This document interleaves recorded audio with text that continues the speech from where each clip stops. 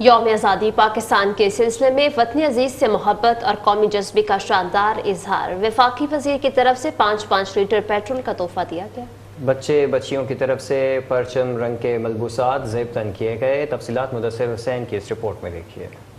یوم آزادی کی صبح ہوتے ہی چنیوٹ میں تقریبات کا آغاز، جس میں وفاقی وزیر قیصر احمد شیخ کی طرف سے چنیوٹ کی عوام میں فی موٹر سائیکل 5 لیٹر پیٹرول کا تحفہ۔ 8 بجے ہاکی اسٹیڈیم، سیشن کورٹ اور چناب کالج چنیوٹ میں یوم آزادی کے موقع پر پرچم کشائی کی پروقار تقاریب۔ یوم آزادی پاکستان کے سلسلہ میں چناب کالج میں پروقار تقریب کا انعقاد۔ ڈپٹی کمشنر، ڈی پی او، پرنسپل ادارہ، طلباء و طالبات اور اساتذہ کی بھرپور شرکت۔ یوم آزادی کی تقریب میں وطن عزیز سے محبت اور قومی جذبے کا شاندار اظہار۔ بچے بچیوں کی طرف سے پرچم رنگ کے ملبوسات زیب تن کیے گئے۔ بچوں میں جشن آزادی منانے کا الگ ہی رنگ دیکھنے کو ملا۔ بچے جشن آزادی پرجوش نظر آتے دکھائی دیے۔